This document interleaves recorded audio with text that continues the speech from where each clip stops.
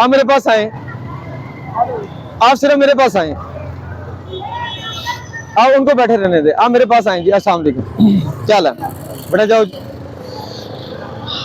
क्या नाम है आपका? राजा गुल। राजा साहब अपना शनाख्ती कार्ड और लाइसेंस दिखाएंगे। मैं आपको अच्छी बात बता के जाऊंगा आज। लाएं, उसको बैठे रहने दो, आप अपना शनाख्ती कार्ड और लाइसेंस दिखाएं। आज एक बात बताऊंगा, आपका फायदा होगा इंशाल्लाह।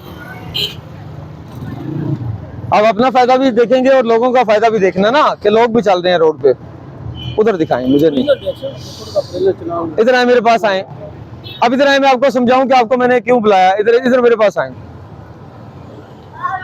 ये क्या खड़ा है? ये क्या है? गाड़ी। ये एक गाड़ी होगी। इधर आए जी, ऐसे आए, इधर इनको समझो। वो फुटपाथ कहाँ पे है? गाड़ी खड़ी करना जहां मर्जी खड़ी कर लो, पूरे रोड के ऊपर फुटपाथ के साथ। कहाँ पे?